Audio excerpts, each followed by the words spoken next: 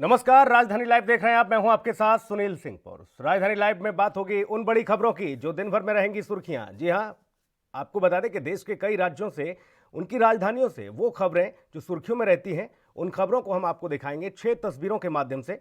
देखिए, चंडीगढ़, देहरादून, भोपाल, मुंबई, रायपुर और लखनऊ, यहां से वो बड़ी खबरें इन प्रदेशों की जो सुर्खियों में रहने वाली हैं। चंडीगढ़ में आपको बता दें कि किसान कानून का लगातार विरोध किया जा रहा है और ऐसे में चक्का जाम की स्थिति है। किसानों के 30 संगठनों ने हुंकार भर दी है। पंजाब में लगातार विरोध होता नजर आ रहा है। देहरादून में ऑपरेशन सत्य के जरिए अब नशेड़ियों की खैर नहीं है। भोपाल की अगर बात की जाए तो मध्य प्रदेश में नौकरशाही डकार गई सरकारी धन। मुंबई में सुशांत सिंह राजपूत के लिए लगातार लोग सड़क पर हैं और ऐसे में सीबीआई दूसरे दौर की पूछताछ के लिए मुंबई पहुंची है। रायपुर में उस खबर का जिक्र होगा जो कि कोंडा गांव से है और वहां आपको बता दें कि एक युवती के साथ गैंगरेप हुआ था, उसके बाद उसने आत्महत्या कर ली थी। अब उसके शव को दोबारा कब्र से निकलवा के पोस्टमार्टम के लिए भिजवाया गया है।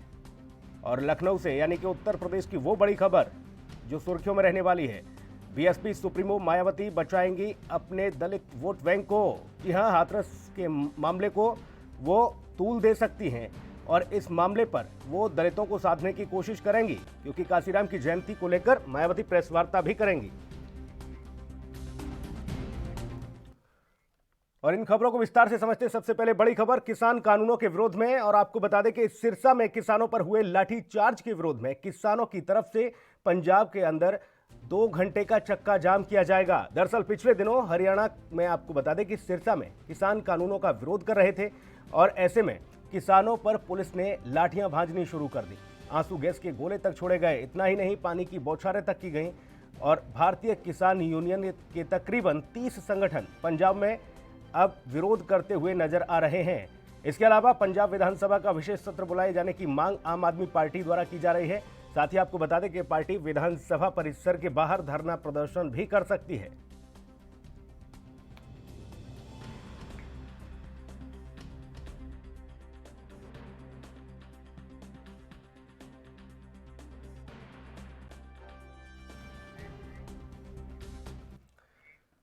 चंडीगढ़ लिए चलेंगे विनीत कपूर, हमारे सहयोगी सीधा जुड़े हुए हैं। विनीत, लगातार कृषि कानूनों का विरोध किया जा रहा है किसानों के द्वारा।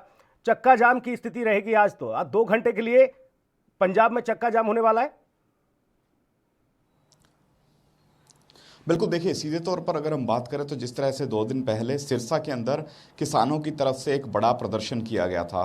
किसान सिरसा के अंदर दुष्यंत चौटाला, जो कि हरियाणा के उप मुख्यमंत्री हैं, और कैबिनेट मंत्री चौधरी रणजीत सिंह के घर का घेराव करना चाहते थे, लेकिन वहां पर पुलिस के द्वारा इन किसानों के ऊपर लाठियां भांजी गई, पानी की बौछारें की गई, आंसू गैस के गोले छोड़े गए।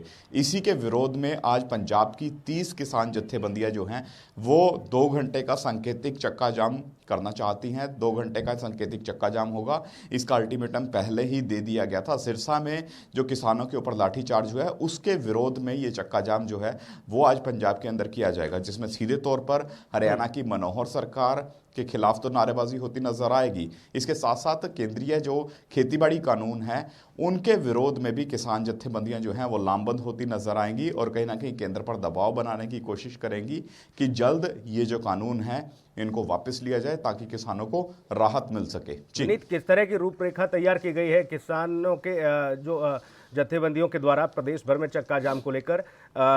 चंडीगढ़ से ही हुंकार भरी जाएगी या फिर राज्य के अलग अलग शहरों में जत्थेबंदियां जो है वो चक्का जाम कराएंगी?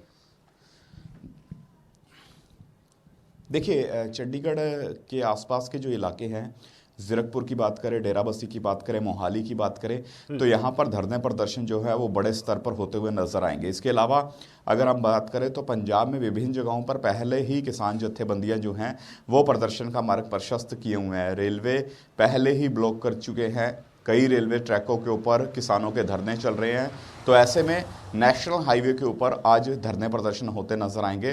2 घंटे तक जो नेशनल हाईवे हैं उनको ब्लॉक करने की रणनीति बनाई गई है। अगर हम पटियाला की बात करें, अगर हम बठिंडा की बात करें, अगर हम लुधियाना की बात करें, जलंधर की बात करें, अमृतसर की बात करें, तो ये वो बड़े शहर हैं जहां पर बड़े प्रदर्शन हो सकते हैं। तो ऐसे में रणनीति प्रॉपर बनाई गई है, लेकिन 2 घंटे का आज सांकेतिक धरना प्रदर्शन होगा और उसके बाद 15 तारीख को किसानों की एक बड़ी मीटिंग होने वाली है। चंडीगढ़ के अंदर ये बड़ी मीटिंग होगी जिसके अंदर अगली रणनीति तय की जाएगी। और अगर तब तक केंद्र की मोदी सरकार इन किसान यूनियन को बातचीत के लिए नहीं बुलाती तो लाजमी है कि आने वाले दिनों में अनिश्चितकालीन चक्के जाम की कॉल भी की जा सकती है। जिस तरह से अनिश्चितकालीन रेल रोको आंदोलन प्रदेश में होता हुआ नजर आ रहा है, जिसमें सीधे तौर पर विभिन्न ट्रैक्स के ऊपर जो किसान हैं वो धरना प्रदर्शन करते हुए नजर आ रहे हैं। इस वक्त अगर हम दिल्ली अमृतसर रेलवे ट्रैक की बात करें, पूरी तरह से बाधित है। दिल्ली चंडीगढ़ रेलवे ट्रैक की बात करें, पूरी तरह से बाधित है। तो ऐसे में आने वाले दिनों में और ज़्यादा प्रदर्शन जो है वो तीव्र हो सकते हैं, क्योंकि एक ही मांग है कि या तो टेबल पर बैठकर इन कानूनों को लेकर चर्चा की जाए, किसानों की राय जो है उसके अनुरूप इनके अंदर संशोधन किया जाए, या फिर इन कानूनों को एक सिरे से रद्द किया जाए। जी, ये लाठीचार्ज की जो विरोध में आज 2 घंटे का जो चक्का जाम है विनीत, ये सिर्फ पंजाब में ही देखने को मिलेगा या फिर हरियाणा में भी किसानों ने इस बात का समर्थन किया है और हरियाणा में भी 2 घंटे के लिए चक्का जाम के लिए किसान संगठन आगे आए हैं? बिल्कुल।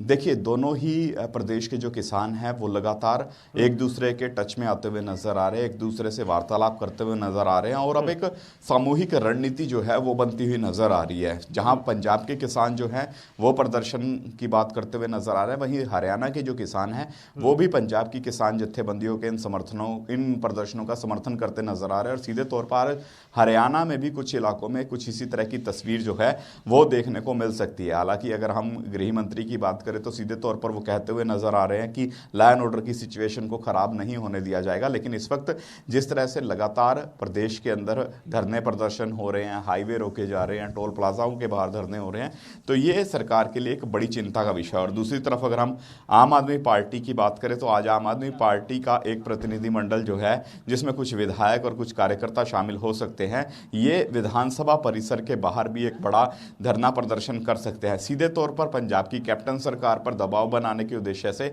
यह धरना प्रदर्शन किया जा सकता है, क्योंकि पंजाब की कैप्टन सरकार से किसान जत्थेबंदियों सहित आम आदमी पार्टी यही आग्रह कर रही है कि किसान कानूनों के मसले पर एक विधानसभा का विशेष सत्र बुलाया जाए, जिसके अंदर सीधे तौर पर यही प्रस्ताव पास किया जाए कि ये जो कानून है इनको पंजाब में एक सिरे से रद्द किया जाएगा, इनको लागू नहीं करने दिया जाएगा। तो ऐसे में यही प्रेशर बनाने के ऊपर कहीं ना कहीं आज एक बड़ा प्रदर्शन विधानसभा परिसर के बाहर भी आम आदमी पार्टी कर सकती है। क्योंकि कैप्टन सरकार की बात करें, किसानों की द्वारा कैप्टन सरकार को 7 दिन का अल्टीमेटम दिया गया है, जिसमें यह कहा गया है कि जो किसानों के साथ कैप्टन सरकार की तरफ से बैठक की गई थी और उस बैठक में जिन मुद्दों पर कहीं ना कहीं सहमति बनी थी, तो उन मुद्दों को 7 दिन तक पूरा करने का काम करे, चाहे उसमें हम विधानसभा का विशेष सत्र बुलाकर प्रस्ताव पास करने की बात हो या फिर सुप्रीम कोर्ट में इन कानूनों को चुनौती देने की बात हो। तो ऐसे में ये 2 मेन मांगे रहेंगी, जिसको लेकर बड़े प्रदर्शन जो हैं वो होते हुए नजर आएंगे। विधानसभा के परिसर के अंदर भी कहीं ना कहीं प्रदर्शन हो सकता है और दूसरी तरफ अगर हम बात करें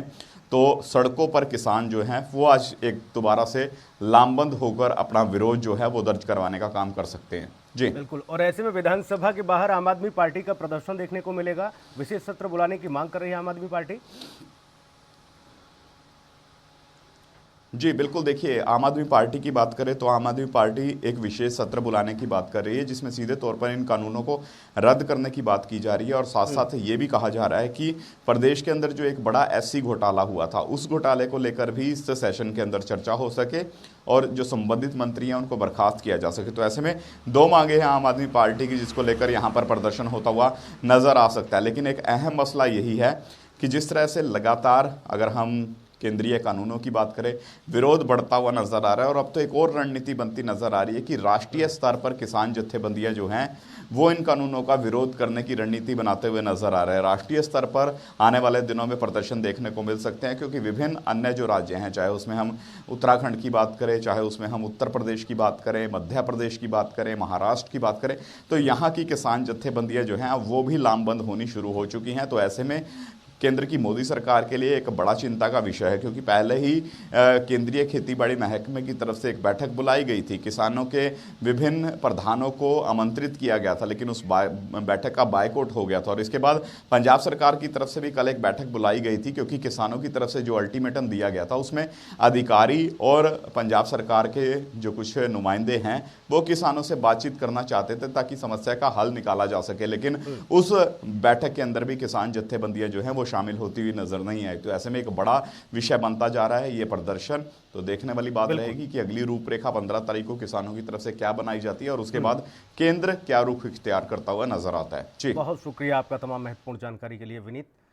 अगली खबर का रुख करेंगे उत्तर प्रदेश से। आपको बता दें कि उत्तर प्रदेश की पूर्व मुख्यमंत्री मायावती काशीराम की पुण्यतिथि पर प्रेस कॉन्फ्रेंस करेंगी। सूत्रों की माने तो बहुजन समाज पार्टी के हाथ से खिसकते हुए दलित वोट बैंक को देखते हुए मायावती कहीं ना कहीं सूबे की योगी सरकार पर हाथरस की दलित बेटी के साथ हुए इस मुद्दे को लेकर आवाज बुलंद करेंगी। आपको बता दें कि दलित अत्याचारों के मुद्दों को लेकर एक तरफ जहां पर बीजेपी को घेरने का प्रयास करेंगी, तो वहीं दूसरी तरफ प्रदेश की 7 सीटों पर होने वाले उपचुनाव में दलित वोटरों को वापस बहुजन समाज पार्टी यानी कि बीएसपी के पक्ष में लाने का पूरा प्रयास करेंगी बहन जी। मायावती जिस तरह से पूर्ववर्ती अखिलेश सरकार पर जमकर नारेबाजी करती थी, उस तरह से योगी सरकार को कभी घेरती नजर नहीं आई हैं। और ऐसे में उन्हें अब लगने लगा है कि कहीं दलित वोट बैंक खिसक न जाए, इसलिए काशीराम की पुण्यतिथि पर वो एक बार फिर से प्रेस वार्ता करेंगी। और सूत्रों के हवाले से जो खबर है, इस वार्ता में सीधे तौर पर हाथरस के मुद्दे को, हाथरस में जो दलित बेटी के साथ हुई घटना, उसको मायावती मूर्त रूप से आपको बता दें कि जोर शोर से उठाएंगी और सरकार को घेरने का काम करेंगी।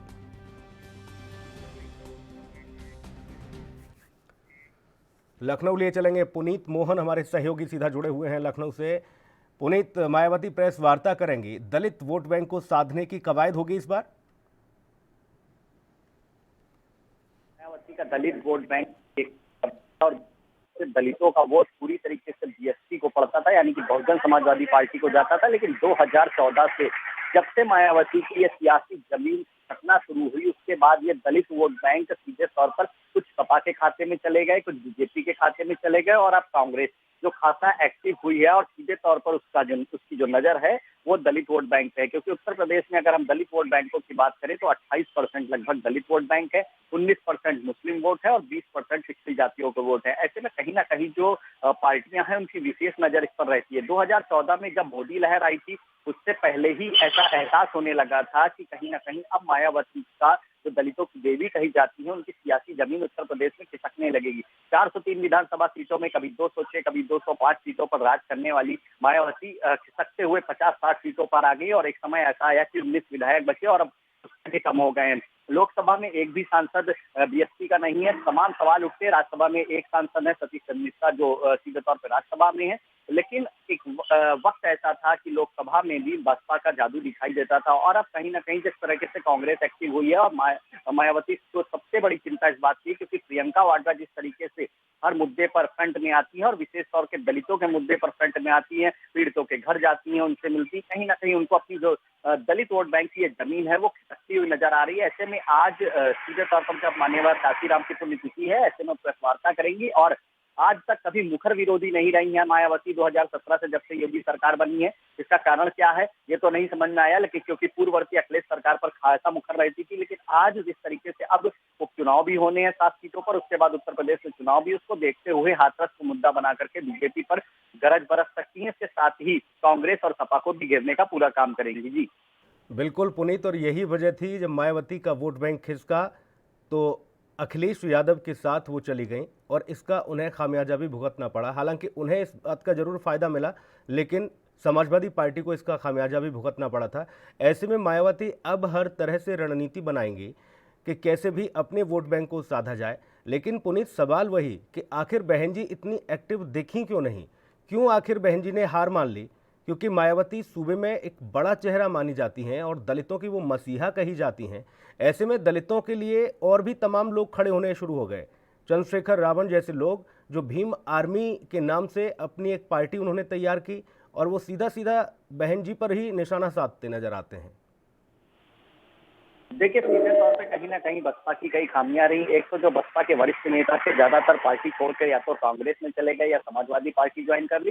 बीजेपी में भी कुछ नेता आ गए जिनको मंत्री पद से नवाजा गया, और उनके साथ जो उनका वोट बैंक था वो खिसक करके जिस पार्टी में वो गए उस पार्टी में चला गया। कहीं न कहीं बसपा अपने नेताओं को बांध कर रखने में कामयाब नहीं हुई। काफी कोशिश करी गई। नसीमुद्दीन जैसे, ब्रजेश पाठक जैसे बड़े नेता जो कभी बसपा के किसान माने जाते थे, वो बीजेपी में चले गए। नसीमुद्दीन कांग्रेस में चले गए। तमाम ऐसे बड़े नेता कुछ समाजवादी पार्टी में चले गए। कई ऐसे लोकप्रिय सांसद थे जिन्होंने मोदी लहर में भी एक फाइट जो करी थी वो काफी बेहतर करी थी। कुछ ही वोटों से हारे थे, लेकिन कुछ दिनों बाद वो भी समाजवादी पार्टी का दामन थाम लेते हैं या फिर कांग्रेस का दामन थाम लेते हैं। और जब भी कोई नेता बसपा छोड़ता है तो सीधे तौर पर मायावती पर आरोप लगाता है कि पैसे की डिमांड हो रही थी। कहीं ना कहीं एक बहुत बड़ा इसके पीछे मोटिव रहा। सीधे तौर पर बीएसपी का फेलियर मोटिव रहा कि वो रोक नहीं पाए अपने जो भी सांसद विधायक पार्टी छोड़ करके गए। ऐसे में भीम आर्मी जैसे यूपी पश्चिम में एक संगठन एक्टिव होता है, धीरे धीरे वो पार्टी बन जाता है और अब वही सीधे तौर पर कहीं ना कहीं मायावती के लिए मुसीबत का सबब है। लेकिन जो सबसे बड़ा मुसीबत का सबब है वो प्रियंका वाड्रा है, क्योंकि जिस तरीके से दलित वोट बैंक 2000 में खिसक करके भाजपा में गया था, कहीं ना कहीं उत्तर प्रदेश की राजनीति में कहा जाता था कि बसपा के पास सबसे ज्यादा दलित वोट बैंक है। लेकिन 2014 में जब बीजेपी में गया तभी बसपा को अपनी सियासी जमीन खिसकती नजर आई। उसके बाद समाजवादी पार्टी के साथ गठबंधन किया, फायदा नहीं हुआ, लेकिन बीएसपी को खासा नुकसान भी नहीं हुआ। लेकिन जो मुख्य नुकसान हुआ वो समाजवादी पार्टी को हुआ। उन्होंने आरोप भी लगाया कि बसपा ने सही से सपोर्ट नहीं किया। अब जब चुनाव होने हैं 14-15 महीने के बाद, और जिस तरीके से कांग्रेस एक्टिव दिखाई दे रही है, क्योंकि प्रियंका वाड्रा की एंट्री के बाद जो कांग्रेस में नया जोश आया है, ऐसा जोश कांग्रेस में पहले कभी नहीं दिखाई दिया। जो दलित चेहरे हैं उनको आगे लाया जा रहा है, जो दलित नेता है उनको आगे लाया जा रहा है। युवा विंग देखें तो ज्यादातर दलितों को मुख्य धारा में लाया गया। ऐसे में कहीं ना कहीं बीएसपी के लिए सबसे बड़ा मुसीबत का सबब है कि एक और बीजेपी से फाइट करेगी और दूसरी ओर जिस तरीके से कांग्रेस एक्टिव हुई है, कहीं ना कहीं दलित वोट बैंक में सेंधमारी करेगी, जिसका सीधा नुकसान बीएसपी को हो सकता है। जी पुनीत, दलित वोट बैंक को तो साधने की कोशिश करेंगे बहन जी, लेकिन सवर्णों पर आजकल उनकी निगाह कुछ ज़्यादा है, खासतौर पर ब्राह्मणों पर बड़ी मेहरबान हो रही हैं बहन जी। तमाम उन्होंने जिले भर में ब्राह्मणों के जो नेता हैं उनको साधने की कोशिश की है, उनको एक्टिव करने की कोशिश की है, उन्हें पार्टी में संगठन के तौर पर मजबूत करने के लिए उन्हें निमंत्रण भेजा जा रहा है बीएसपी की ओर से। याद होगा हाल ही में सतीश चंद्र मिश्रा जिले जिले भर में पहुंच रहे हैं और उनको ये जिम्मेदारी दी गई है। देखिए, सीधे तौर पर मायावती ने एक फार्मूला अपनाया था, एक सोशल फार्मूला था दलित और स्वर्ण गठजोड़ का, जिससे मायावती सरकार बनाने में एक नहीं दो बार कामयाब रही। लेकिन सीधे तौर पे अगर अब आप बसपा की स्थिति देखेंगे तो कहीं ना कहीं जो ब्राह्मण बड़े चेहरे थे वो पार्टी छोड़ करके दूसरी पार्टी में जा चुके हैं। स्वामी प्रसाद मौर्य, नसीमुद्दीन सिद्दीकी ऐसे बड़े चेहरे थे। ब्रजेश पाठक जो ब्राह्मणों के एक बड़े चेहरे थे वो दूसरी पार्टियों में जा चुके हैं। मंत्री पद से वहां नवाजे गए हैं और कहीं ना कहीं जो उनका वोट बैंक था, जो उनका जनाधार था, वो खिसक करके जिस पार्टी में वो गए हैं वहां चला गया। ऐसे में कोई एक बड़ा चेहरा मायावती के अगर हम बात करें मायावती या सतीश चंद्र मिश्रा के अलावा, तो कोई ऐसा बड़ा चेहरा सामने खुल करके नहीं आता है। और दूसरी सबसे बड़ी बात जो है, कहीं ना कहीं पार्टी की जो इंटरनल मीटिंग हुई वो फेलियर साबित हुई, क्योंकि कई ऐसे नेता हैं जिन्होंने पार्टी छोड़ी। क्या रीजन रहा आज तक खुल करके सामने नहीं आया। और सीधे तौर पर जिन्होंने पार्टी छोड़ी, सीधे तौर पर धन की देरी का आरोप लगाया, मायावती के ऊपर पैसे की डिमांड करती है, तमाम ऐसी प्रेस कॉन्फ्रेंस करके आरोप लगाया गया, जिसका सीधा असर चुनाव में दिखाई दिया। देखिए, जो 28% दलित वोट बैंक है, एक समय मायावती का इस पर राज था, खिसक करके कुछ भाजपा में चला गया। 2014 में इस बात का एहसास बीएसपी को हो भी गया, क्योंकि जिस तरीके से लोकसभा के जो चुनाव होते थे उसमें बसपा का दबदबा दिखाई देता था, वो दबदबा दिखाई नहीं दिया। और 2014 से ये खिसकते अब कहीं ना कहीं समाजवादी पार्टी में है, कुछ दलित वोट बैंक कांग्रेस के पास है। तो सीधे तौर पर अब मायावती को सबसे कलेक्ट करके फिर से वही एक मजबूत संगठन खड़ा करना होगा और उसके लिए काफी मेहनत करनी होगी। आज मानवर काशीराम की जयंती पर हाथरस को मुद्दा बना करके कहीं ना कहीं वो दलितों के जो वोट बैंक है उसको साधने का पूरा प्रयास करेंगी। और उत्तर प्रदेश में जो दलित अत्याचार विगत 2 वर्षों में हुए हैं वो भी उनके मुख्य केंद्र बिंदु में रहेंगे। और आज उम्मीद करी जा रही है कि सीधे तौर पर योगी सरकार पर बरसती हुई नजर आएंगी, क्योंकि अब की बार चुनाव में, हालांकि ये कहना जल्दबाजी होगा, लेकिन सूत्रों के हवाले से जो जानकारी मिल रही है कि बीएसपी सिंगल फेस पे लड़ेगी, किसी के साथ कोई गठबंधन नहीं करेगी। ऐसे में कहीं ना कहीं जो फाइट है अब बीएसपी की वो भाजपा के साथ साथ सपा से है, और सपा के साथ तगड़ी होगी। और फाइट इसलिए भी पुनीत बेहद जटिल हो जाएगी, कठिन हो जाएगी बहन जी के लिए, क्योंकि एक और जहां पर भीम आर्मी तैयार हुई है तो वहां कांग्रेस ने भी सेंधमारी की है सीधे तौर पर। और दलित बेटी के परिवार से, पीड़ित परिवार से मिलने के लिए अब राहुल गांधी और प्रियंका गांधी पहुंचते हैं, उन्हें अपने कलेजे से लगाते हैं, उन्हें ढांढस बधाते हैं। ऐसे में मायावती सीधे तौर पर बैकफुट पर आ जाती हैं। वो इस लिहाज से कि लखनऊ में बैठकर मायावती हाथरस नहीं पहुंच पाती हैं और अभी तक ट्विटर ही मायावती अभी तक खेलती नजर आ रही हैं। वो काशीराम की जयंती पर बड़ा कार्यक्रम, बड़ी सारी व्यवस्थाएं और तमाम सारी बातें कर सकती हैं, लेकिन उनको दलित वोट बैंक को साधना था। तो ऐसे में सतीश चंद्र मिश्रा ही कम से कम पहुंच जाते, जो उनके दाहिने हाथ माने जाते हैं, वो भी नहीं पहुंचे हाथरस। देखिए सुनील, एक आश्चर्यजनक विषय है, क्योंकि अगर हम हाथरस की बात ना करें, हाथरस के अलावा जितने दलित अत्याचार हुए हैं, दलितों पर अत्याचार हुए हैं और दलितों की जो हत्याएं हुई हैं, ऐसे में बसपा का जो प्रतिनिधिमंडल है वो वहां नहीं पहुंचा है। अगर पहुंचा भी है तो सभी पार्टियों के बाद में, या खासा एक्टिव नहीं नजर आता है। सीधे तौर पर कहीं ना कहीं सोशल इंजीनियरिंग एक समय मायावती की बहुत ही अच्छी कही जाती थी, जैसे उन्होंने कई बार उत्तर प्रदेश पे राज किया, लेकिन अब वही सोशल इंजीनियरिंग फेलियर नजर आ रही। कांग्रेस मुख्य मुद्दे हैं, श्रमिक का मुद्दा उठा सीधे तौर पे लॉकडाउन के दौरान में कांग्रेस ने बसें भेजी, लेकिन मायावती बीजेपी सरकार पर हमलावर होने की बजाय कांग्रेस पर ही हमलावर होती नजर आई। कांग्रेस ने साफ तौर पे कहा कि बीएसपी बीजेपी का एक अंग है, मायावती बीजेपी की ही भाषा बोल रही है। समाजवादी पार्टी सीधे तौर पर उनका डेलीगेशन जो है वो वहां पहुंचता है, लेकिन जो बसपा के डेलीगेशन है, जो बसपा के बड़े नेता है, वो कहीं जमीन पर काम करते नजर नहीं आते। हालांकि कुछ दिन पहले जोनल कोऑर्डिनेटर थे, उनमें बदलाव किया गया, संगठन को मजबूत करने का प्रयास किया गया, और जो ये 7 चुनाव होने हैं, उपचुनाव जो होने हैं उत्तर प्रदेश में, ये सभी पार्टियों के लिए सेमीफाइनल है। ऐसे में कहीं ना कहीं सीधे तौर पर उनको एक एहसास हो जाएगा कि आखिर कितना प्रतिशत वोट बैंक अब उनके खाते में बचा हुआ है। जी बिल्कुल पुनीत, और देखना होगा कि प्रेस कॉन्फ्रेंस जब बहन जी करेंगी तो क्या कुछ नई रणनीति बनाएंगी और किस तरह से योगी सरकार को घेरेंगे हाथरस के मुद्दे पर, बलरामपुर के मुद्दे पर और तमाम जो दलित बेटियों के साथ अत्याचार हुए उन मुद्दों पर। देखना बड़ा दिलचस्प होगा। बहुत शुक्रिया पुनीत आपका तमाम महत्वपूर्ण जानकारी के लिए। और अगली खबर का रुख करेंगे उत्तराखंड से। आपको बता दें, देहरादून में नशे के कारोबारियों की धरपकड़ के लिए ऑपरेशन सत्य चलाया गया है। देहरादून में लगातार बढ़ रहे नशे के कारोबार को देखते हुए दून पुलिस एक विशेष अभियान ऑपरेशन सत्य चला रही है। जी हां, 1 अक्टूबर से शुरू हुए इस महाअभियान को 30 दिनों तक चलाया जाना है और यह अभियान राजधानी के सभी मोहल्लों में चलाया जा रहा है। टारगेट पर नशेड़ी हैं और नशे के कारोबारी। जी हां, पुलिस के रडार पर वो ड्रग्स पेडलर होंगे जो नाबालिग बच्चों से भी नशे का काला कारोबार कराते हैं। आपको ये बता दें कि देहरादून में बरेली, सहारनपुर और हिमाचल प्रदेश से भी नशे का सामान पहुंचता है। 1 महीने के अभियान में देखना ये दिलचस्प होगा कि ऑपरेशन सत्य कितना कारगर साबित होता है।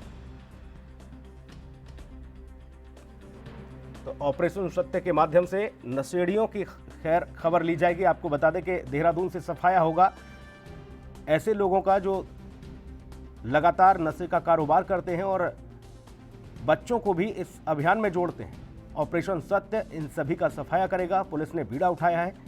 1 अक्टूबर से 30 अक्टूबर तक ये अभियान पुलिस प्रशासन का ऑपरेशन सत्य, इसके माध्यम से हालांकि पुलिस को कामयाबी हाथ लग रही है। कुछ लोगों को गिरफ्तार किया जा रहा है, कुछ के पास से नशे का सामान भी बरामद हो रहा है। और अब नहीं बचेंगे नशे के सौदागर। पुलिस प्रशासन का ऑपरेशन सत्य कारगर साबित होता नजर आ रहा है, क्योंकि गिरफ्तारियां भी हो रही हैं। कुछ लोगों से नशे का सामान भी बरामद हो रहा है। बरेली, सहारनपुर, यूपी के वो शहर जो कि उत्तराखंड से लगे हुए हैं, उनकी सीमाएं लगी हुई हैं, वो जाहिर तौर पर देहरादून में नशे का सामान पहुंचाने में कामयाब हो जाते हैं और हिमाचल प्रदेश से भी नशे का सामान पहुंचता है।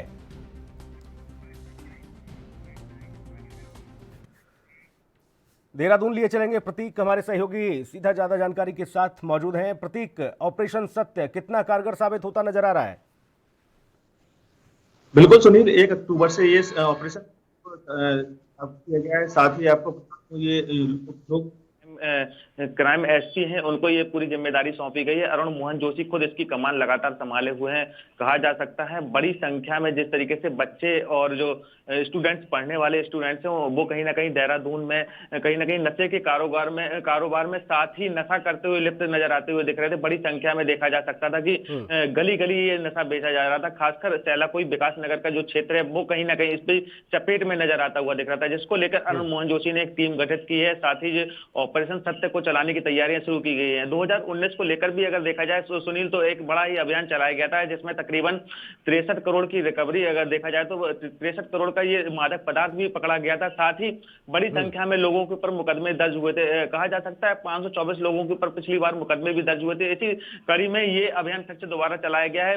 बड़े जो कारोबारी हैं वो कहीं ना कहीं सहारनपुर से, और साथ ही जो आपका बिजनौर हुआ या फिर आपका हिमाचल हुआ या फिर बरेली हुआ, बड़ी संख्या में ये मादक पदार्थ कहीं ना कहीं आते हैं। इसमें तमाम तरह के जो नशीले पदार्थ हैं, चाहे फिर वो गांजा हो या फिर तमाम ऐसे जो नशीले पदार्थ है, वो कहीं ना कहीं लोग इसकी चपेट में आते जा रहे हैं। कल बीती रात की अगर मैं बात करूं तो कुछ लोगों को धरपकड़ भी की गई है, जिसमें कुछ बड़ी मछलियां भी कहा जा सकता है तो उनको भी पुलिस ने गिरफ्तार किया है। तो कहा जा सकता है इस ऑपरेशन सत्य को लेकर कहीं ना कहीं कड़ी हिदायत के साथ जो स्टूडेंट्स भी कहीं ना कहीं इसमें जद हैं, नशीले पदार्थों के जद में आते जा रहे हैं, उसको लेकर बड़ी कार्रवाइयां की जा रही हैं पुलिस की तरफ से। जी प्रतीक, 1 महीने ही क्यों, ये जो ऑपरेशन सत्य है ये लगातार क्यों नहीं चलना चाहिए? उत्तराखंड में जो पर्यटक पहुंचते हैं उनको नशीला पदार्थ मुहैया कराया जाता है, उनसे मोटी वसूली की जाती है उनके लिए, क्योंकि प्रदेश में पर्यटन की आवक बहुत बड़ी संख्या में होती है और प्रदेश में पर्यटन के माध्यम से ही स्वास्थ्य व्यवस्थाओं के साथ साथ सेहत भी उत्तराखंड की उसी से चलती है। जाहिर तौर पर क्योंकि जितना भी राजस्व कलेक्ट होता है वो प्रदेश के लिए पर्यटन से होता है। ऐसे में जो पर्यटक वहाँ पहुँचते हैं, नशे के सौदागर उनको नशे का सामान मुहैया कराते हैं, ये भी एक बड़ी चीज़ है। तो ऐसे में ऑपरेशन सत्य सिर्फ 1 महीने क्यों, इससे तो आगे और जारी रखना चाहिए। बिल्कुल सुनील, जिस तरीके से 2019 को लेकर ये बड़ी कार्रवाइयां हुई थी, जिसमें कहा जा सकता है बड़ा एक राजस्व सरकार को मिला था और 63 करोड़ की जो मादक पदार्थ मिले थे। तो फिलहाल 1 महीने का जो अभियान है, इस अभियान का रिजल्ट देखा जाएगा कि किस तरीके का रिजल्ट इसका आना है। और अभी 1 महीने के बाद भी ये अभियान चलाया जा सकता है, 1 महीने के बाद भी बढ़ाया जा सकता है। अरुण मोहन जोशी खुद भी इसकी कमान संभाले हुए हैं। जो बड़े ड्रग्स पेडलर हैं उन पर पूरी तरीके से नजर बनाई जा रही है। सैला कोई विकास नगर का जो क्षेत्र है, फैक्ट्री एरिया है, और यहाँ पर देखा जा सकता है कि गली गली में इस तरीके के मादक पदार्थों को बेचा जा रहा है। साथ ही जिस तरीके से देखा जाए, जो बच्चे हैं, जो स्टूडेंट्स हैं, क्योंकि देहरादून एक पढ़ाई के मामले में एक स्टूडेंट्स हब माना जाता रहा है और ऐसे में बड़ी बड़ी यूनिवर्सिटी है, वहां पर बच्चे ड्रग्स का सामान लेते हुए नजर आते हुए दिख रहे हैं। लिहाजा अब पुलिस पूरी कार्रवाई करती नजर आई है और लगातार जो संख्याएं, जो मुकदमे भी लगातार दर्ज किए जा रहे हैं। कल देर शाम भी बड़ी संख्या में लोगों के ऊपर मुकदमे दर्ज हुए। साथ ही अभिभावकों को भी एक कड़ी चेतावनी दी गई है, लापरवाही बिल्कुल न बरतें, क्योंकि अगर ऐसा करेंगे तो आपके ऊपर भी कार्रवाइयां की जाएंगी। तो फिलहाल एसपी हो, चाहे फिर अब एसएचओ हो या थाना जज, तमाम तरह के जो पुलिस कर्मचारी और पदाधिकारी हैं, उनको उसकी जिम्मेदारियां सौंपी गई है कि इस 1 महीने के अभियान में बड़ी संख्या में जो बड़े पेडलर, ड्रग्स पेडलर हैं, उनकी गिरफ्तारी सख्त तरीके से की जाए। क्योंकि सहारनपुर हो या फिर आपका बिजनौर हो या फिर तमाम जो ऐसे यूपी से सटे हुए क्षेत्र हैं, उनमें लगातार ड्रग्स का मामला लगातार सामने आता जा रहा है। और इसमें हिमाचल भी लगातार चपेट में है। हिमाचल जुड़ा हुआ क्षेत्र पड़ता है, साथ ही उत्तराखंड से लगा हुआ क्षेत्र है। वहां पर बड़ी संख्या में ड्रग्स देहरादून में आते हैं और चाहे फिर यूनिवर्सिटी के छात्र हों या तमाम जो स्थानीय निवासी हैं, वो कहीं ना कहीं इसकी चपेट में आ रहे हैं। जी और देखिए प्रतीक, जो बाहरी प्रदेशों से नशे का सामान पहुंचता है, यानी कि सीधे तौर पर पुलिस का फेलियर है। खुफिया तंत्र से लेकर मुखबिर कोई भी एक्टिव नहीं है, इसलिए बड़ी संख्या में ये नशे का सामान जो है देहरादून में पहुंच जाता है। लेकिन प्रतीक, आपने देखा होगा त्योहारों के जब सीजन आते हैं उस दरमियान बड़े स्तर पर कार्रवाई करता है प्रशासन। कहीं मिलावटखोरों के खिलाफ, कहीं अवैध तरीके से गोरख धंधे करते हैं। और हम लगातार इस बात को कहते हैं कि यह जो एक्टिविटी है, ये जो पुलिस की कार्यशैली है, ये बाकी दिनों में क्यों नहीं चलती? अगर पुलिस इसी तरह से सतर्कता बरते तो शायद कोई इस तरीके के कारोबार में संलिप्ति ना हो पाए, पुलिस की निगाह में सब कुछ रहे। निश्चित तौर पर सुनील, देखा जाता रहा है कि ये अभियान 1 महीने या 2 महीने चलता है, जिसके बाद वो जो ड्रग्स पेडलर होते हैं वो कहीं ना कहीं फिर पनपते हुए नजर आते हैं। और इसमें कहीं ना कहीं सह पुलिस की भी देखी जा सकती है, क्योंकि अगर पुलिस लगातार इस पर कार्रवाई करे तो कहीं ना कहीं ये पेडलर लगातार जो पनप रहे हैं वो कहीं ना कहीं खत्म हो जाएंगे। क्योंकि अभी बीते दिनों पहले भी एक इस तरीके के अभियान जो चलाए गए थे, जिसमें कहा जा सकता था कि जो छोटे छोटे जो व्यापारी हैं, जो जिस तरीके से ड्रग्स व्यापारी हैं, वो कहीं ना कहीं पनप रहे थे और ऐसे में ये छोटी मछली कहीं ना कहीं बड़ी मछली के रूप में परिवर्तित होती नजर आई है। लिहाजा इस पर पुलिस कहती ये नजर आती है कि हम लगातार धरपकड़ कर रहे हैं, और कहा जाता है कि जो धरपकड़ की जाती है और थाने से के आने के बाद ही उनको छोड़ दिया जाता है, तो पुलिस की संलिप्तता भी इसमें देखी जाती है। क्योंकि डीआईजी अरुण मोहन जोशी ने जिस तरीके से कमान संभाली, उनका कहना है जो क्राइम एसपी हैं उनको लोकजीत सिंह को जो नेतृत्व दिया गया है, तो अब इसमें बड़ी कार्रवाई किस तरीके से होनी है, क्योंकि 1 महीने के ऑपरेशन में किस तरीके से जो बड़ी मछली है वो पकड़ी जाएंगी, तो कहीं ना कहीं इसको रोका जा सकता है। क्योंकि पुलिस सिर्फ एक दावा करती है और वादा करती है कि इन ड्रग्स पेडलरों को पकड़कर जेल की सलाखों के पीछे अंदर भेजा जाएगा, लेकिन किस तरीके से भेजा जाएगा, क्योंकि अब छोटे छोटे बच्चे भी इसकी लत में नजर आते हुए दिख रहे हैं। परिजनों का साफ तौर पर कहना है कि पुलिस की कार्रवाई सिर्फ नाम के लिए होती है, क्योंकि थाने तक ही इनको पकड़ा जाता है, थाने के बाद इनको बाद में छोड़ दिया जाता है। जेल की सलाखों में अगर ये अंदर पहुंचेंगे तो ये कहीं ना कहीं बड़ी कार्रवाई पुलिस की बनती दिखेगी। 1 महीने के अंदर क्या कुछ कारगर व्यवस्थाएं अब इसको तमाम तो ऐसे लोग हैं जिनकी गिरफ्तारी होती है प्रतीक, जो थाने से ही जमानत ले लेते हैं, उनको थाने से ही जमानत मिल जाती है। कई ऐसे हैं जो जेल जाते हैं, उसके बाद महीने भर बाद फिर बाहर आ जाते हैं, फिर वो उसी कारोबार में लग जाते हैं। सवाल यही है कि पुलिस का जो सिस्टम है वो इतना लचर क्यों हो गया है? क्यों ये नहीं पता लगा जा सकता कि ये मादक पदार्थ आखिर आते कहाँ से हैं, और आते हैं तो उन लोगों पर कार्रवाई क्यों नहीं, जो बड़े माफिया बैठे हुए हैं, जो बड़े सौदागर हैं, उन पर शिकंजा क्यों नहीं कसा जाता? करोड़ों करोड़ का मादक पदार्थ उनसे बरामद होता है, लेकिन सवाल यही है कि सिस्टम पूरे तौर पर लचर है, और सिस्टम जब तक नहीं ठीक होगा तब तक ये इस तरह की स्थितियां लगातार निर्मित होती रहेंगी। बहुत शुक्रिया आपका तमाम महत्वपूर्ण जानकारी के लिए प्रतीक, बहुत धन्यवाद। वक्त एक ब्रेक का है, जल्द लौटेंगे।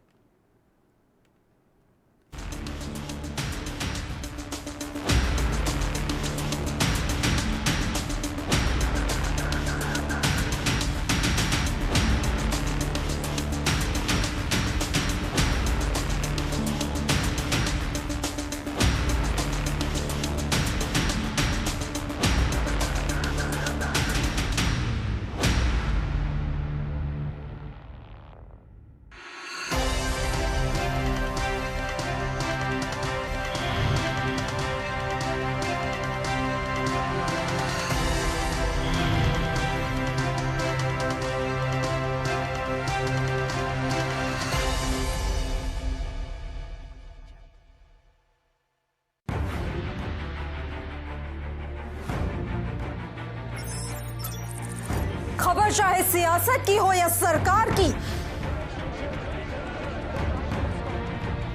खबर चाहे भ्रष्टाचार की हो या गुनहगार की, दिन भर में क्या रहा देश जगत का हाल, किस मुद्दे ने बनाई किसकी सरकार, रखते हैं हम सब पर नजर, पहुंचाते हैं हम हर खबर। हम हैं ANB न्यूज। सबसे अलग अंदाज, हम बनेंगे आपकी आवाज, सवालों की धार, खबरों की बौछार, सिर्फ मेरे साथ ANB न्यूज पर।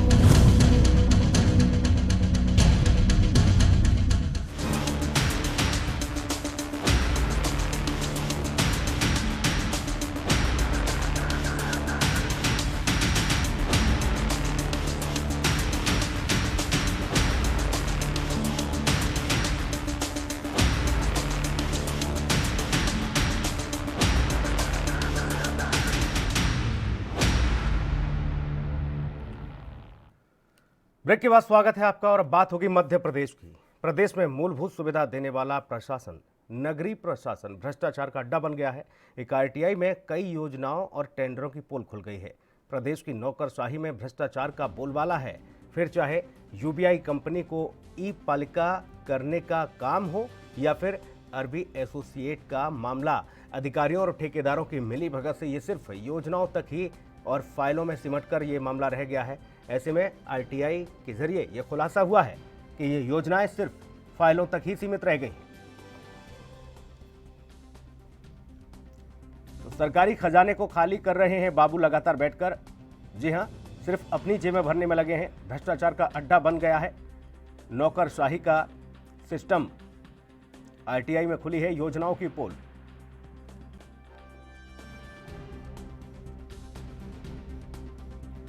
मध्य प्रदेश में लगातार नौकरशाही भ्रष्टाचार की जद में आ रही है।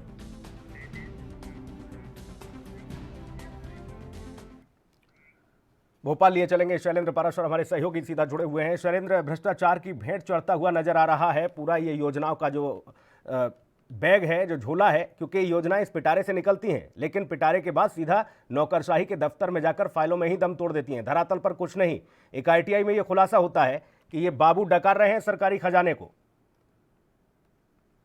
जी बिल्कुल सुनील जी, बताना चाहूंगा जिस तरह से नगरीय कई योजना यहाँ मूलभूत सुविधाओं को लेकर दिए जाते हैं और दूसरी ओर यहाँ रोजगार बढ़ाने में के लिए नगर पालिका और नगर निगम पूरे प्रदेश के यहाँ से कोई भी बड़ी योजना निकलती है तो वो केवल कागजों तक सीमित इसलिए हो जाती है क्योंकि अगर हम बात करें यूएसटी ग्लोबल को 250 करोड़ का टेंडर दिया जाता है 2014 में और वह उसके द्वारा रोजगार और ई पालिका बनाई जाती है जिसमें जितने भी कोई संपत्ति कर है या नल कर है या तमाम जो नगरीय प्रशासन को दिए जाने वाले कर है उनको सीधे तौर पे डायरेक्ट डिजिटल माध्यम से उनको पेमेंट किया जाता था। लेकिन बड़ी बात यह है कि सेफ के लाइसेंस इस कंपनी ने नहीं परचेज किए और ना ही बड़ा कोई सॉफ्टवेयर, जिस तरह सॉफ्टवेयर के थ्रू ये कार्य होना था तो नहीं किया गया और केवल आज की डेट में 5 से 7 साल हो गए हैं।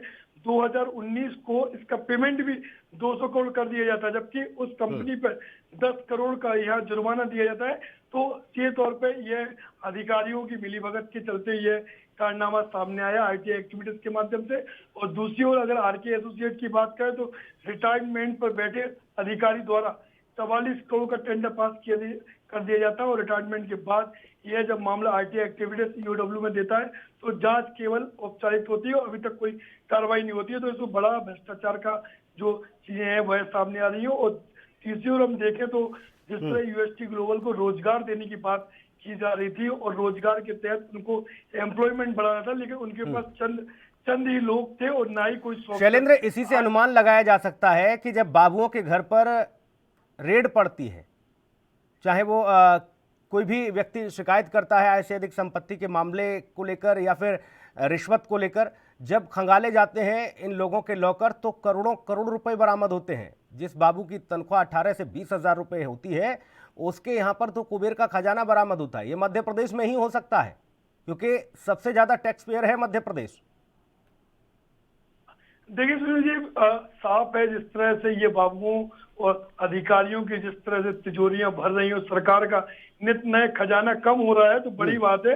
यही एक वजह हो सकती है कि प्रदेश में 2.5 लाख करोड़ का कर्जा है और लगातार एशियन बैंक और वर्ल्ड बैंक के थ्रू जो कर्ज मिल रहा था वह अब डायरेक्ट प्रदेश सरकार को इसलिए भी नहीं मिलता क्योंकि उसने बीच में एक अर्बन डेवलपमेंट कंपनी के तहत जो एजेंसी के तौर पर काम करती है उसके माध्यम से ये कर्ज मंगाते हैं। लेकिन बड़ी बात यह होती है कि रोजगार के जो दावे किए जाते हैं वह केवल कागजों तक ही सीमित हो जाते हैं और कंपनी द्वारा यहाँ भ्रष्टाचार इसलिए भी उनकी मजबूरी हो जाती है क्योंकि यहाँ पर राजनीतिक रसूख है, स्थानीय विधायक है, मंत्री हैं या वहाँ के महापौर हैं या वहाँ के लोग हैं, वह नहीं चाहते हैं कि यहाँ डिजिटलाइजेशन के तौर पर टैक्स ये तौर पर सरकार के खजाने में जाए।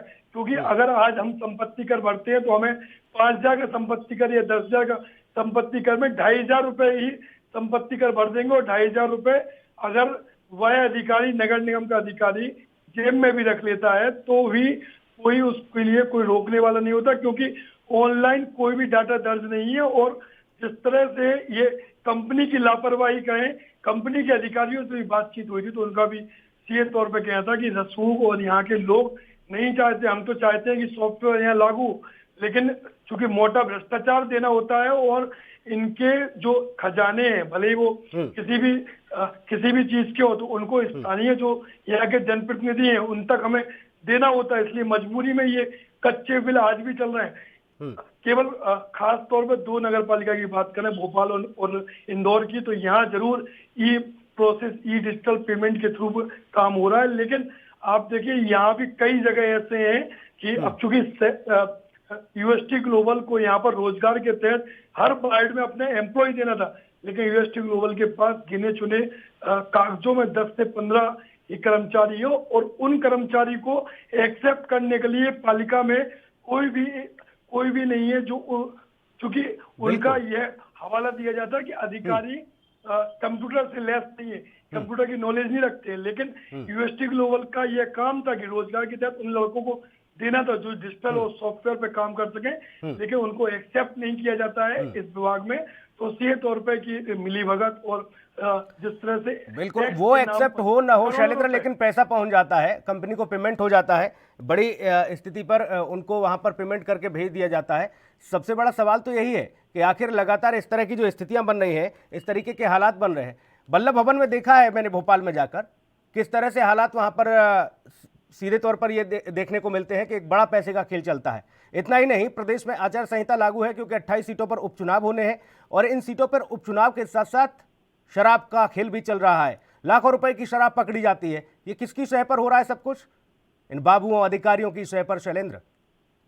जी बिल्कुल सुनील जी, नकारा नहीं जा सकता इस बात को। अगर आज प्रॉपर डेट में खाली नगरीय प्रशासन के टैक्स अगर प्रदेश जी। में पूरे हो जाएं, या कई जो विभागों के जो नाम अभी आते हैं शराब के नाम पे, और तमाम, क्योंकि चुनाव में सबसे महत्वपूर्ण जो काम करती है वो शराब है, और शराब आज के डेट में प्रदेश में कम से कम 3 गुना ज्यादा है। तो ब्लैक की जो शराब होती है उसका यहाँ पर कारोबार किया जाता है। और दूसरी ओर हम देखें तो विभागों में जो सबसे बड़े जिम्मेदार विभाग हैं, उनमें अधिकारी भी नहीं चाहते हैं कि यह सीधा पैसा प्रदेश सरकार के खाते में जाए, और जब हम उनसे जवाब मांगते हैं तो केवल चक्कर ही लगाते हैं। उनसे कोई भी सवाल का जवाब इन अधिकारियों से नहीं लिया जा सकता, क्योंकि ये चैन सिस्टम है, ये पैसा ऊपर तक जाता है, और ये पैसे को का इस्तेमाल इस तरह चुनाव में या अन्य जो जनप्रतिनिधि हैं वहां भी सामने आएगा, क्योंकि कई 100 करोड़ का पेमेंट है। ये मात्र 250 करोड़ का यूएसटी ग्लोबल को दिया हुआ पेमेंट या टेंडर का सवाल नहीं होता है। यहाँ जनप्रतिनिधि के माध्यम से यहाँ लगातार जो कच्चे बिलों की जो बिलिंग होती है, संपत्ति कर, नल कर और नगरीय प्रशासन के तमाम करों की, तो वह कर केवल और केवल आधे से ज्यादा कर अधिकारी और जिम्मेदारों की जेब में जाता है। जागना होगा, सरकार को देखना होगा कि आखिर क्यों इस तरह की स्थिति बन रही है और इन लोगों पर नकेल कसनी होगी। अगर प्रदेश को अच्छे स्तर पर लेकर जाना है तो खजाने को भरना होगा और इन अधिकारियों के खजानों को खाली करना होगा। बहुत शुक्रिया शैलेंद्र आपका तमाम महत्वपूर्ण जानकारी के लिए। अगली खबर का रुख करेंगे। छत्तीसगढ़ से खबर आपको बता दें, कोंडागांव जिले के केशकाल के औंडा गांव में एक युवती के साथ 7 लोगों ने सामूहिक दुष्कर्म किया और इसके बाद युवती ने आत्महत्या कर ली। आपको बता दें कि यह मामला तब सामने आया जब इस पूरे मामले में खास बात यह रही कि आपको बता दें कि पुलिस ने पिछले 3 महीने में न तो मामले में दुष्कर्म की रिपोर्ट दर्ज की थी और ना ही इस तरह के एंगल से कोई जांच की थी, लेकिन परिजनों की लगातार शिकायतों के बाद और घटना में प्रत्यक्षदर्शी मृतका की सहेली के सामने आने के बाद पुलिस अब हरकत में आई है। पुलिस अफसरों का कहना है कि मामले में नई शिकायत के बाद युवती के शव को कब्र से निकलवाया गया है।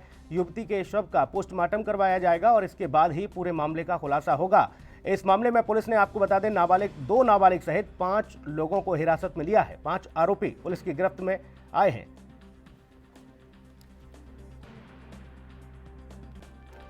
तो छत्तीसगढ़ से यह खबर, जहां पर गैंगरेप पीड़िता ने आत्महत्या कर ली और उसके बाद आपको बता दें कि इसके शव को बाहर निकाला जाएगा। जी हां, पोस्टमार्टम कराने के बाद अब यह तय होगा कि गैंगरेप का यह मामला है या नहीं, क्योंकि सीधे तौर पर पीड़ित परिवार इस बात को कह रहा है। प्रत्यक्षदर्शी जो कि पीड़िता की मृतका की जो सहेली थी उसने अब मामले में एफआईआर दर्ज कराई है। उसके बाद पुलिस हरकत में आई। लगातार पीड़िता के परिजन चक्कर काटते रहे, लेकिन उनकी कहीं पर भी कोई सुनवाई नहीं हुई।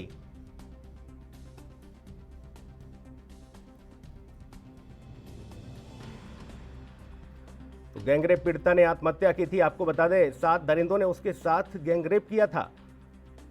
पीड़ित परिवार पुलिस के चक्कर काटता रहा, लेकिन उसे न्याय नहीं मिला। 30 दिन से ज्यादा का वक्त हो गया। अब कब्र से उसके शव को निकलवाया गया है, पोस्टमार्टम के लिए भेजा गया है। पुलिस ने 7 लोगों को हिरासत में भी लिया है, जिसमें 2 नाबालिग शामिल हैं। ये बड़ी खबर छत्तीसगढ़ के कोंडागांव से बता रहे हैं आपको। गैंगरेप पीड़िता ने आत्महत्या की है और इस मामले में 7 लोगों को हिरासत में लिया गया है। पुलिस कह रही है कि इस मामले में नया मोड़ आया है क्योंकि पीड़िता की सहेली ने एफआईआर दर्ज कराई है, जबकि पीड़ित परिवार लगातार पुलिस के पास जा रहा था और यह कह रहा था कि हमारी बेटी के साथ सामूहिक दुष्कर्म हुआ है, लेकिन पुलिस ने उनको भगा दिया, उनकी नहीं सुनी। लेकिन पीड़ित परिवार ने हार नहीं मानी, वो लगातार जाता रहा। पीड़ित परिवार पुलिस के चक्कर काटता रहा और साहस दिखाते हुए पीड़िता की सहेली जब सामने आई तो उसने कहा कि मैं इस पूरे घटनाक्रम की प्रत्यक्षदर्शी हूं। मैं बयान देती हूं कि 7 लोगों ने मिलकर मेरी सहेली के साथ सामूहिक दुष्कर्म किया था। तब जाकर पुलिस हरकत में आती है और कब्र से शव को निकालकर पोस्टमार्टम के लिए भेजा जाता है।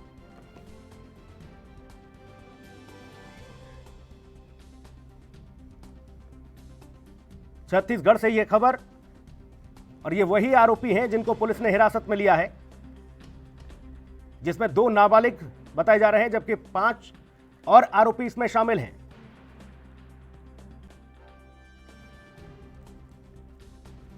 गैंगरेप पीड़िता ने आत्महत्या कर ली थी, न्याय नहीं मिला था उसे, परिवार लगातार पुलिस के चक्कर काटता रहा।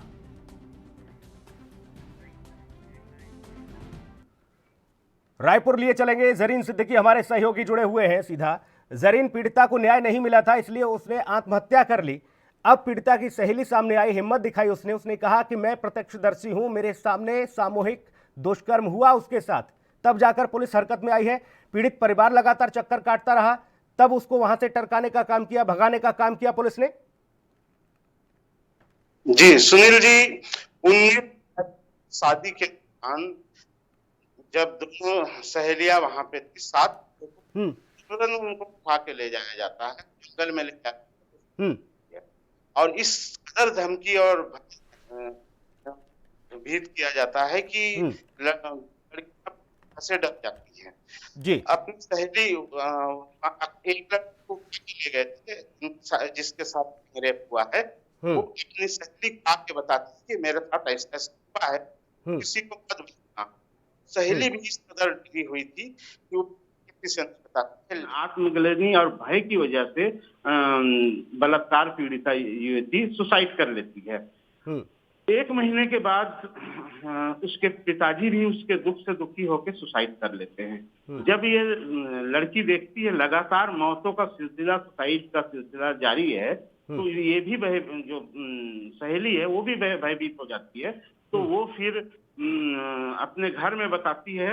तो जब फिर जाके ये मामला सारा खुलता है और इसमें पूरी तरह से दोषी थाना प्रभारी है, क्योंकि ऐसा इस तरह का गैंगरेप हो और थाना प्रभारी को खबर नहीं हो, ऐसा संभव नहीं है। थाना प्रभारी रमेश सोरी को पूरी जानकारी थी।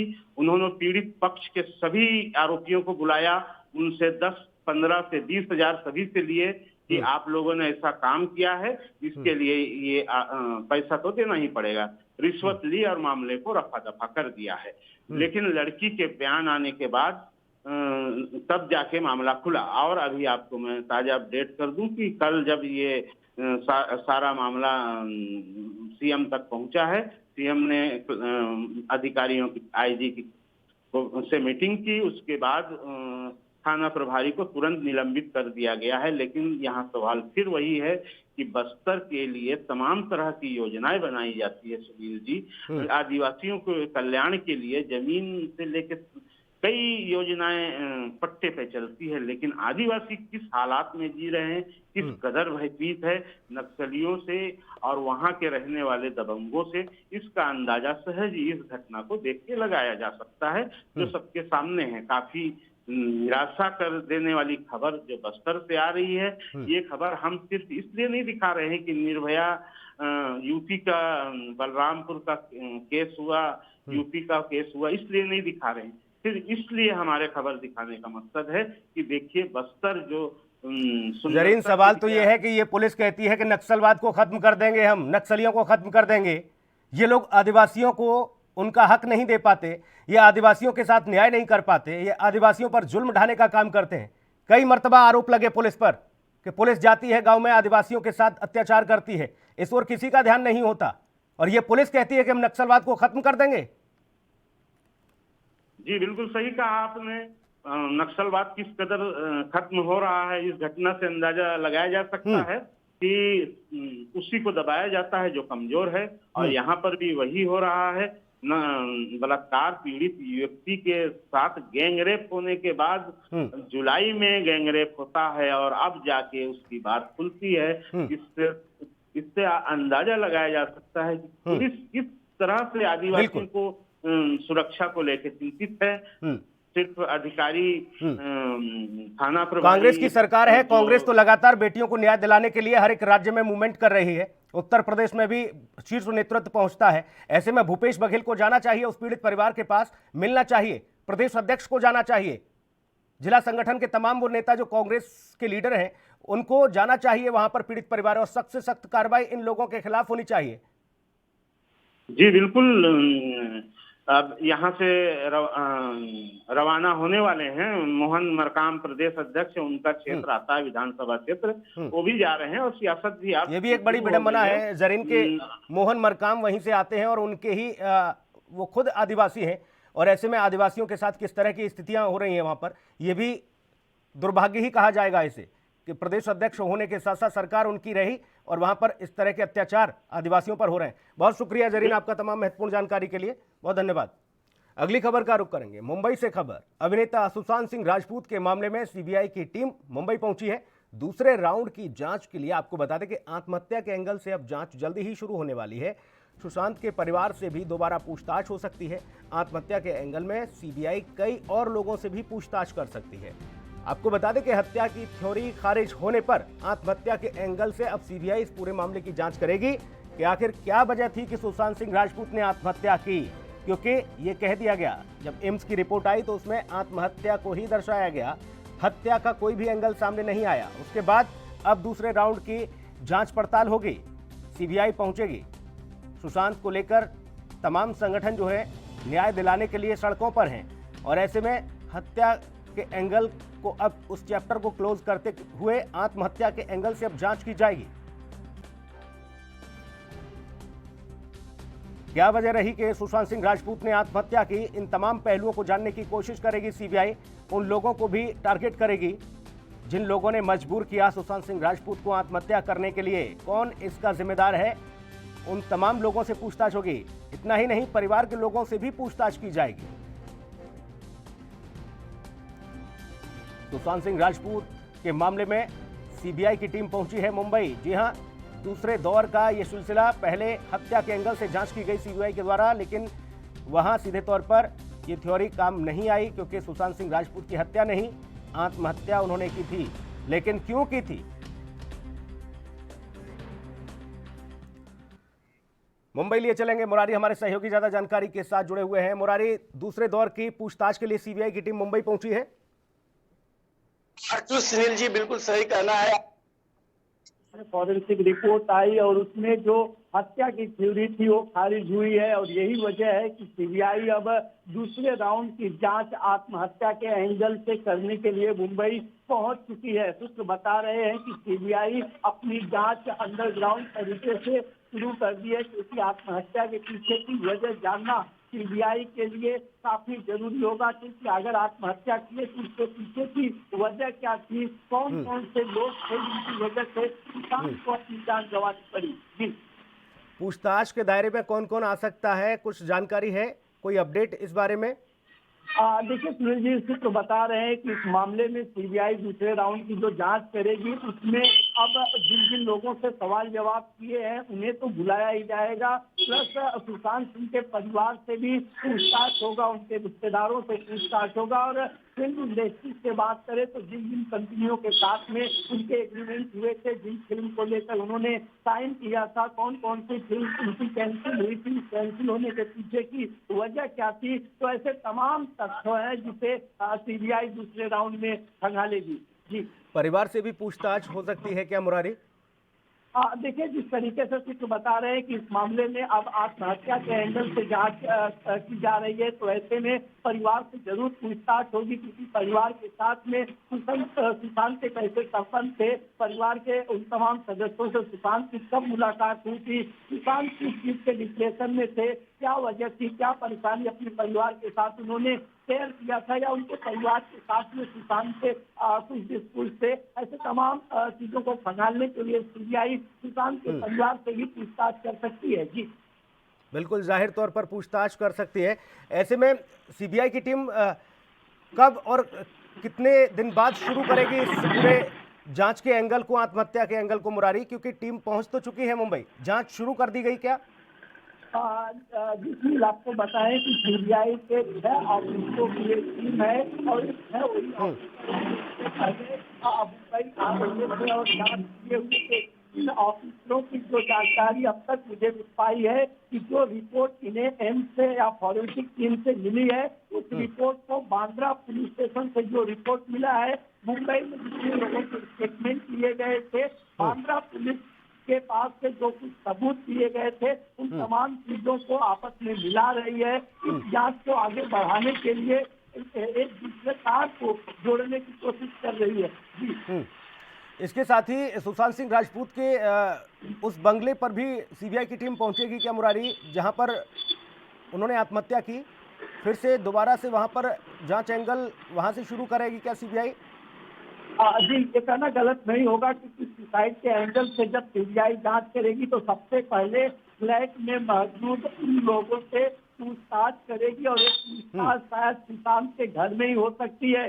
उनसे जानने की कोशिश होगी कि सुशांत रात में किस स्थिति में थे, किन लोगों से फोन पर बात किए थे, आप लोगों से, चाहे वो जितेश हो, मिरांडा हो, या उनके साथ में जो 4 लोग उस समय फ्लैट में मौजूद थे, उनसे पूछताछ होगी कि सुशांत आखिर आत्महत्या क्यों किया, किसका फोन आया था, किस स्टेशन में था, उसके कामकाज को लेकर के क्या कुछ डिस्टर्बेंस था। तो सीबीआई जरूर इस मामले में सुशांत को इस बांद्रा वाले फ्लैट पर जाएगी, जहां इन तमाम तथ्यों को फिर एक बार खंगालेगी जी। लेकिन ऐसे में क्या मुंबई पुलिस को लेकर जो लगातार सवाल खड़े हो रहे थे मुरारी, राहत की सांस ली होगी मुंबई पुलिस ने, क्योंकि हत्या के एंगल को लेकर भी लगातार देश भर से आवाज उठी थी कि सुशांत सिंह राजपूत की हत्या हुई है, आत्महत्या उन्होंने नहीं की है। जब ये चीजें क्लियर हो गई कि हत्या नहीं, उन्होंने आत्महत्या की, तो मुंबई पुलिस ने भी राहत की सांस ली होगी? जी, ये कहना गलत नहीं है और इसका नतीजा कल खुद देखने के लिए मिला कि एक FIR के ऊपर Mumbai police commissioner Paramvir Singh press conference करते हैं, उन तमाम तथ्यों को सामने रखते हैं। वहीं मुंबई पुलिस के जो प्रवक्ता है उनका भी ये मानना है कि ये सही तरीके में मुंबई पुलिस जांच कर रही थी, जांच को भटकाने के लिए, राजनीति के लिए इसे सीबीआई को दिया गया था। हालांकि कांग्रेस और लगातार जो है हत्या की पूरी खारिज होने के बाद जो है सरकार पर गंभीर आरोप लगाए। बहुत शुक्रिया मुरारी आपका तमाम महत्वपूर्ण जानकारी के लिए, बहुत बहुत धन्यवाद। राजधानी लाइव में इतना ही, नमस्कार।